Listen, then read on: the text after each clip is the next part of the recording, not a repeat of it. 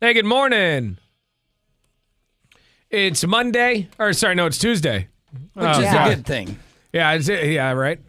Even though Tuesdays are Laura's worst day of the week for some reason. I don't know why, but... Well, because on Monday, you're still kind of riding the high from the weekend. Yeah. But on Tuesday... I don't feel that on Mondays. That's gone. I feel like the weekend's in the far past, and I'm sad about it, and I'm tired. But I feel like it's even worse on Tuesdays when, I tend to be even more tired on Tuesdays, but the weekend is still so far away. Okay. You know? Can't see over the hill yet. Yeah. Wednesday afternoon, I can get a peek of the light at over the other side of the hill. Yeah. I guess that makes a little bit of sense. To me, just the first half of the week, all of it's bad.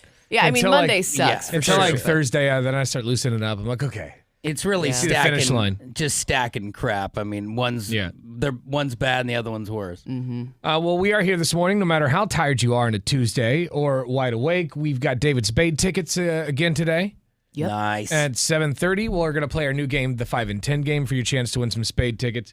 He's going to be at the Schnitz. Yes. It looks like. Yes, correct, Mundo. God, tickets are so expensive right now, so it's good to win these tickets today at 7:30. I was trying to get tickets to I was looking on StubHub. There's a few shows coming to town in the next couple of months, like the summer and stuff, that are already sold out. Yeah. And so StubHub's got them. But the show I was looking at was like $300 a ticket, and this is for the Bleeders. It's really getting ridiculous. Just to see a concert, it just seems like that would be a cost-efficient thing. Yeah, I shouldn't have to stand with thousands of others. I shouldn't have to take out a small loan to go to a show. Yeah, I think so. The key here is maybe just wait until closer to the date, and those ticket prices, maybe if the demand is not as high, they'll start coming down. It's like Hamilton and Book of Mormon. I've seen Hamilton, so I'm not too worried about that. But the Book of Mormon, it's like $500 a ticket. That's wild. $536, I think, is what I was looking at. Man. What? Yeah. And I just can't do it. I want to see it really badly. I don't know but how I just anyone can't can do it. that. I don't understand how they're selling tickets at that price. I know. Those plays rake it in at the top. It's robbery. So much cash. Your tickets to David Spade for free this morning at 7:30. Let's get it on.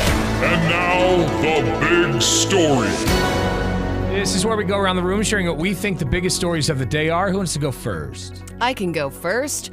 I think the big story is that if you use a Roku, you may have noticed they're testing new autoplay ads that run before you can even access the home screen. So not only can you not watch your content, you can't even get to the home screen before they play ads, which you cannot skip. It sounds like they've only been doing this with a handful of people or on certain devices. They're not on all Rokus yet, but users are already like, yeah, no, if this becomes a thing, I'm out of here. Yeah. Roku says their recent test is just the latest example is how we use new ways to showcase brands and programming while still providing a delightful and simple user experience.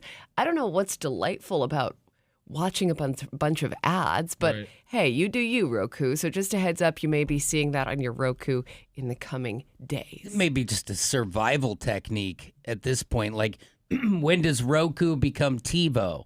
Right. Or one of those other ones that just fall by the wayside. The big story to me is the cost of eggs is coming down. No way. Finally, something is happening. Wholesale egg prices are down. The U.S.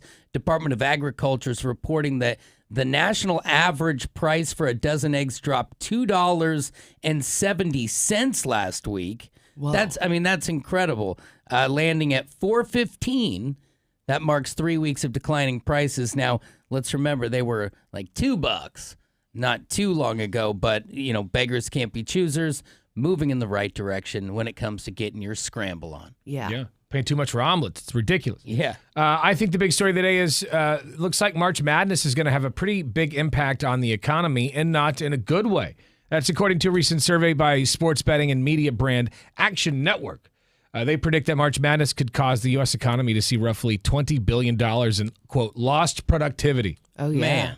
And the lost productivity comes under a number of forms, from simply just being distracted while on the job or just taking the time off of work altogether.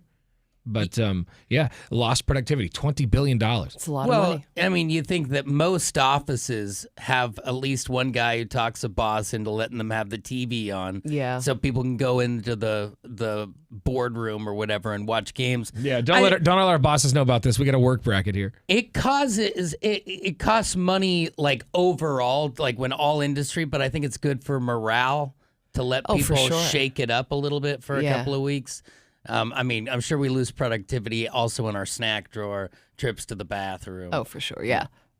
More on the stories at 1059thebrew.com. Just click on Tanner.